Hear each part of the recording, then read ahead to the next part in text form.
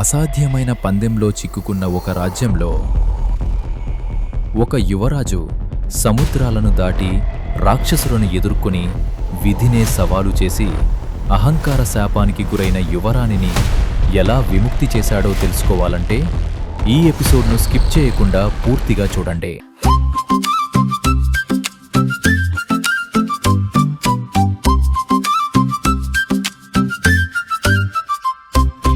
గుట్టిరాం నెమ్మదిగా తెలివిగా చెవిటి శ్యాం వినడు ఎవరినిగా చాకలిరాం బట్టలు మెరిపిస్తాడు తుఫాన్ వీరుడు శక్తి చూపిస్తాడు చుట్టూ తిరుగే కథల బండి నవ్వుల జాదు తెలుసా అండి రండి అందరం మొదలు పెడదాం సూర్యుడిలా కథలు వెలిగిద్దాం గాడిద టైగర్ నేను సింహమంటూ నిజమైన సింహం గర్జిస్తుంది అటు పాపం మా తెలివి అద్భుతమండి ప్రతి సమస్యకు దారి చూపండి షౌకరులాల్ కఠినంగా ఉంటాడు డబ్బు లెక్క గట్టిగా మందలిస్తాడు నవ్వులు జాదు ప్రతి ట్యూన్ ఇదే మన ఫోక్ టేల్ ట్యూన్స్. చాలా కాలం క్రితం సుసంపన్నమైన కుంతల రాజ్యంలో ఆర్యవర్మ అనే యువరాజు నివసించేవాడు. అతని యవ్వనంలోకి అడుగుపెట్టినప్పుడు ఆ దేశపు ఆచారం ప్రకారం రాజు మరియు రాణి అతనికి తగిన వధువును వెతకడం ప్రారంభించారు. కుమారా, నీ వివాహ సమయం ఆసన్నమైంది. మాకు శాలవ రాజ్యం నుంచి వివాహ సంబంధం వచ్చింది. ఆ రాజకుమారి అందంగా మంచి సంస్కారాలతో పెరిగిందని చెబుతున్నారు. యువరాజు ఆర్యవర్మ ఇంకా ఏదో కావాలని కోరుకుంటున్నాడు. తల్లి తండ్రి, నేను సాంప్రదాయానికి విరుద్ధంగా కోరుకుంటున్నాను. నా సొంత నిర్ణయం ద్వారా అత్యంత అందమైన మరియు అర్హత గల రాజకుమారిని కోరుకుంటున్నాను. కుదిర్చిన వివాహ సంబంధం ద్వారా కాదు, నా సొంత ప్రయాణం ద్వారా. నీవు ఎంతో నమ్మకంతో మాట్లాడుతున్నావు నా కుమారా. నీ మనసుకు నచ్చినట్టు చెయ్యి, కానీ గుర్తుంచుకో, నిజమైన అందం రూపానికి అతీతంగా ఉంటుంది. నీ ఇష్టం ప్రకారమే కానీ కుమారా. ఒకరోజు హృదయంలో దృఢ నిశ్చయం మరియు కళ్ళల్లో ఆసక్తితో యువరాజు తనకు తగిన వధువును వెతుకుతూ దూర ప్రాంతాలు మరియు అపరిచిత రాజ్యాల మీదుగా దీర్ఘ ప్రయాణానికి బయలుదేరాడు. అనేక ప్రాంతాలు, అడవులు, నదులు మరియు సందడిగా ఉన్న పట్టణాలను దాటి చివరకు అతను తీన్షిలా నగర్ అనే అద్భుతమైన ప్రదేశానికి చేరుకున్నాడు.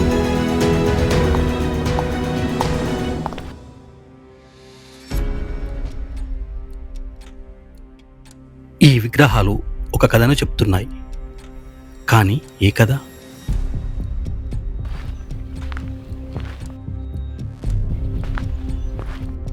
ఓ అవ్వా, నేను రాజకుమారుడు ఆర్యవర్మని. దేశాటన చేస్తూ ఈ రాజ్యానికి వచ్చాను. ఈ విగ్రహాలు ఆసక్తిని కల్పిస్తున్నాయి. ఏంటి ఈ కథ? అయ్యో రాజకుమారా, నీవు ఒక విషాదకరమైన శాపగ్రస్తమైన నగరానికి వచ్చావు. ఈ శిల్పం రాజకుమారి శిల్పది. ఈ తీన్షిలా నగరంలోనే అత్యంత అందమైన యువరాణి. కేవలం అందగత్తెనే కాదు, గాలి కంటే వేగవంతమైనది. ఇది కేవలం శిల్పాలు మాత్రమే కాదు, రాజులు మరియు యువరాజులు ఒకప్పుడు బ్రతికి ఉన్నవారు.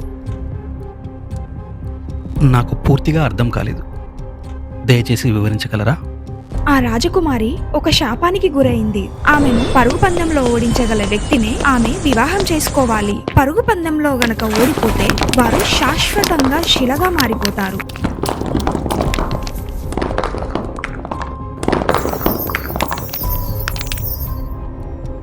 నువ్వు చూస్తున్న శిల్పాలు తనతో పోటీపడి పరుగు పందెంలో ఓడిపోయిన వారివే.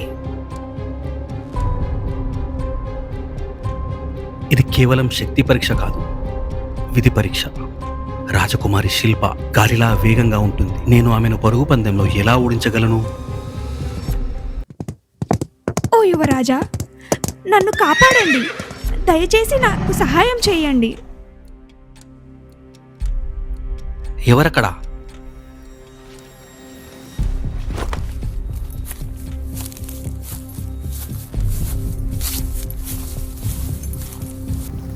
ఓ యువరాజా, నన్ను కాపాడండి.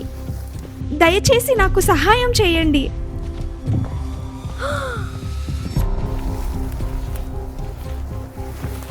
ఓ యువరాజా, దయచేసి నన్ను కాపాడండి. వేటగాడు ఏ క్షణమైనా తిరిగి రావచ్చు.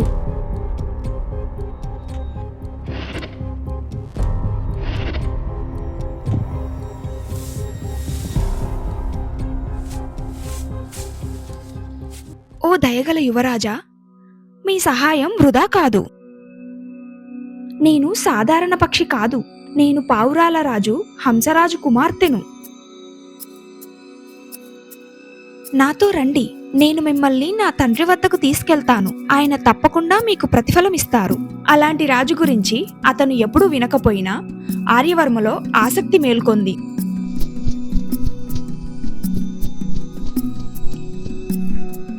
పావురాల మధ్య ఒక రాజా. ఈ అడవిలో ఇంకా ఇలాంటి అద్భుతాలు ఎన్ని దాగున్నాయో. మహాపురాతన మర్రి చెట్టు వేర్లు ఒక రాజభవనంలా విస్తరించి ఉంటాయి. దాని కొమ్మలపై వందలాది పావురాలు జీవంతో కలకలలాడుతున్నాయి. సుస్వాగతం యువరాజ ఆర్యవర్మ. నీవు ఇక్కడికి చేరుకోకముందే నీ సహాయం గురించి నాకు తెలిసింది. ఓ మహారాజా, నేను సరైన పనినే చేశాను. ఏ జీవి కూడా బాధపడడానికి వీలు లేదు. ఆయన ఒక క్షణం కూడా ఆలస్యం చేయకుండా నా ప్రాణాన్ని కాపాడారు. అలా సహాయం చేసే మనసు ఉండడం చాలా గొప్ప విషయం. నీ ప్రయాణం వెనుక ఒక ప్రత్యేకమైన ఉద్దేశం ఉందని అనిపిస్తోంది. నేను ఒక శాపాన్ని తొలగించాలనుకుంటున్నాను. తీన్శిలా నగర్ రాజకుమారి శిల్పాకు సంబంధించిన శాపాన్ని. ఇది విధి నిర్ణయించిన పందెం. జాగ్రత్తగా విను యువరాజా. ఇప్పటి వరకు ఎవరూ ఆమెను ఓడించలేకపోయారు. ఇది కేవలం ఆమె వేగం వల్ల మాత్రమే కాదు. ఆ పందెం మాయాజాలంతో నిండి ఉంది. మాయాజాలమా? ఎలా? ఆమె పరిగెత్తే దారి అనుగుణంగా మారిపోతుంది. దూరం పొడవుతుంది, సమయం నెమ్మదిస్తుంది. ఆమె ప్రత్యర్థులు దారి తప్పిపోతారు. అంటే ఇది కేవలం వేగానికి సంబంధించిన పరుగు పందెం కాదు. ఇది జ్ఞానానికి సంబంధించిన పోటీ. రాజకుమార్తె శిల్పను ఓడించాలంటే నువ్వు కేవలం వేగాన్ని మాత్రమే కాదు, మాయాజాలాన్ని అధిగమించాలి. దానికి ఒకే మార్గం ఉంది. మహాహిందూ సముద్రం అవతల ఒక పురాతనమైన ద్వీపం ఉంది, జమదాగ్ని. జమదాగ్ని? ఆ ద్వీపంలో పాతాళ గుహ అని పిలిచే ఒక చీకటి గుహలో ఒక జత మాయా చెప్పులు వేలాడుతూ ఉంటాయి. అవి సాధారణమైన చెప్పులు కావు. వాటిని ధరించే వారికి అపారమైన వేగం లభిస్తుంది. గాలి కంటే వేగం, మాయాజాలం కంటే కూడా వేగం. ఆ చెప్పులతో నేను ఆమెను ఓడించగలను. నువ్వు అరుగుడవైతే మాత్రమే. ఎందుకంటే ఆ గుహను ఒక భయంకరమైన ప్రాణి కాపలా కాస్తుంది. ఆ గుహలోకి ప్రవేశించిన ఏ మనిషి తిరిగి రాలేదు. తిరిగి వచ్చే మొదటి వ్యక్తి నేనే అవుతాను. ఆ మహాసముద్రాన్ని గుర్రం కాని ఓడ కాని సమయానికి దాటలేవు. అది నెలల సమయం పడుతుంది. నా రాజరక్షక దళాన్ని నీతో పంపిస్తాను. అతడు నిన్ను సముద్రాలు దాటి తీసుకెళ్తాడు. మహారాజా, మీరు నాపై గొప్ప గౌరవం చూపుతున్నారు. వారు నిన్ను జమదాగ్ని ద్వీపం దగ్గర వదిలేస్తారు. అక్కడ నుండి నీవు ఒంటరిగా ప్రయాణించాలి.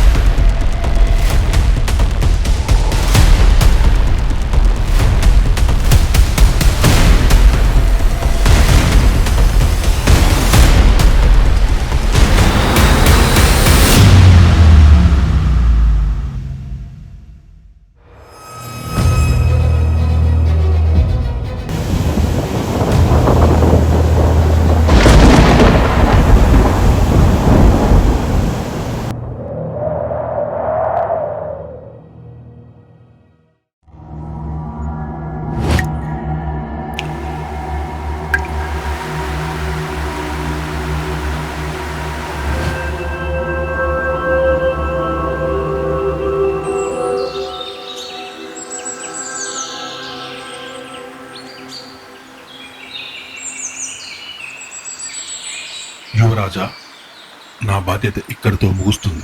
కృతజ్ఞతలు. మీరు సురక్షితంగా తిరిగి వెళ్ళండి.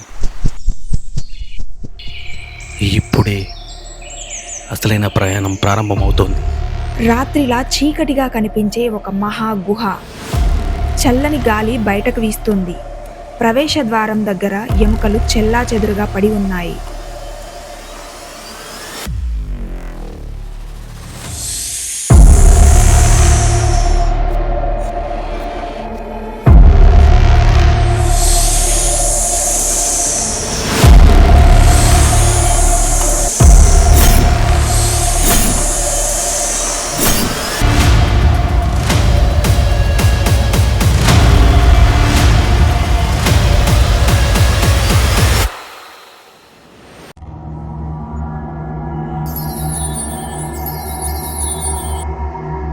ఎవరు ధైర్యం చేశారు?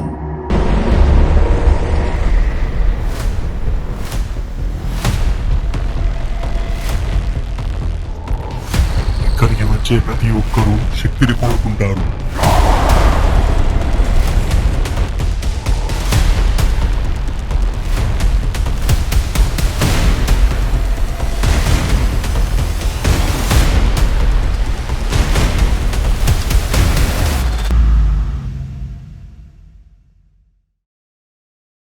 నేను దొంగలించడానికి రాలేదు, నా అర్హతను నిరూపించడానికి వచ్చాను.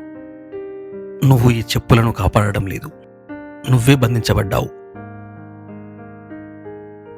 ఒకప్పుడు నేను ఈ చెప్పుల రక్షకుడిని, కానీ లోభం నన్ను ఈ రూపానికి మార్చేసింది. నేను నీతో యుద్ధం చేయను, నేను నిన్ను విముక్తిని చేస్తాను. ఇప్పటి వరకు ఎవరూ ధైర్యం చేయని పని నువ్వు చేశావు. ఇవి కేవలం వేగానికి చెందినవి కావు, అత్యంత అర్హుడికి చెందినవి. ఇప్పుడు తిరిగి వెళ్ళు యువరాజా, నువ్వు ప్రారంభించిన పనిని పూర్తి చెయ్యి.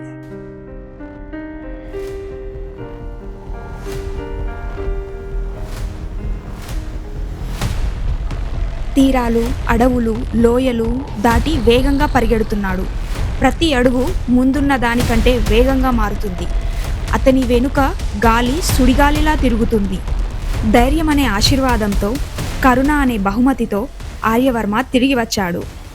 కేవలం మరింత వేగంగా కాదు, మరింత జ్ఞానవంతుడిగా. నగరం మళ్ళీ సందడితో కలకల్లాడుతుంది. వార్త వేగంగా వ్యాపిస్తుంది. మరో పోటీదారు తిరిగి వచ్చాడు. వెళ్ళిపోయిన ఆ యువరాజు మళ్ళీ వచ్చేశాడు.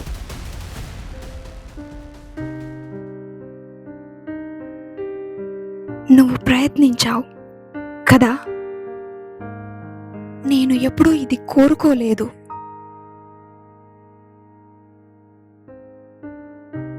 పరుగుపందెం మైదానం దగ్గర ప్రజలు గుమిగూడుతారు. ఆ రాతి విగ్రహాలు ఇంకా అక్కడే నిలిచి ఉన్నాయి. ఆమె ముందుకు అడుగు వేస్తుంది, ఎప్పటిలాగే అందంగా, గంభీరంగా. కానీ ఇప్పుడు ఆమె కళ్ళల్లో మరింత పదును కనిపిస్తుంది. నువ్వు ఈ నేలను విడిచిపెట్టావు, అయినా తిరిగి వచ్చావు. నేను సమాధానాలు వెతుకుతూ వెళ్ళాను, జవాబుతో తిరిగి వచ్చాను. ఓటమి యొక్క మూల్యం నీకు తెలుసా? తెలుసు, కానీ ఇప్పుడు దాని భయం నాకు లేదు. మొత్తం రాజ్యం ఉత్కంఠంగా చూస్తుంది.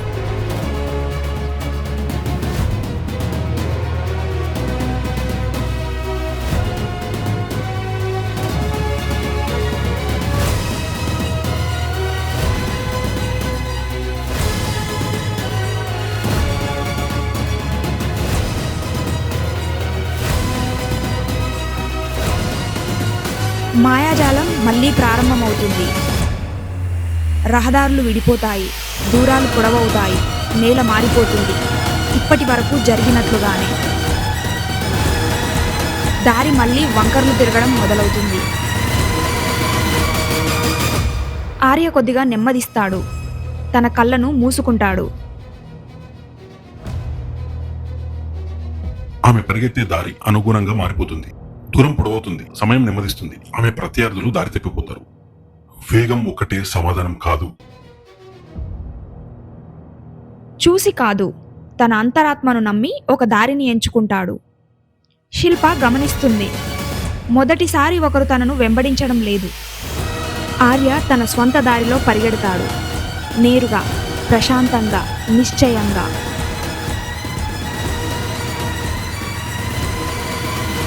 ఆర్య గమ్యరేఖను చేరుకుంటాడు.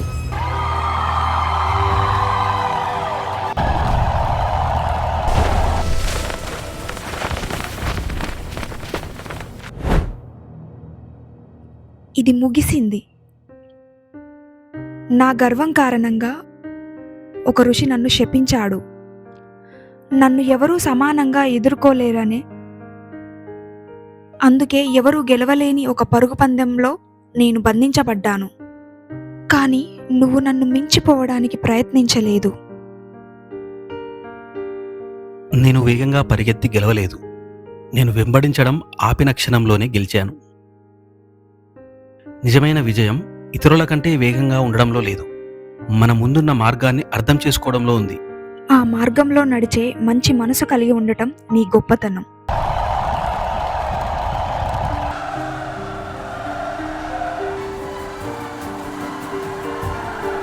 అన్ని రాజ్యాలు తెలుసుకోవాలి, యువరాజు ఆర్యవర్మ తీన్శిలా నగరం శాపాన్ని భగ్నం చేశాడు. నేను ఈ ప్రయాణం అందాన్ని వెతుకుతూ ప్రారంభించాను. నువ్వు ఏం తెలుసుకున్నావు? నిజం. సూర్యుడు అస్తమిస్తుండగా ఇద్దరూ కలిసి నిలబడి ఉంటారు. ఈ అనుభవంతో ఆర్యవర్మ ఇంకా యువరాణి శిల్ప పరస్పర అవగాహనతో ఒక్కటయ్యారు.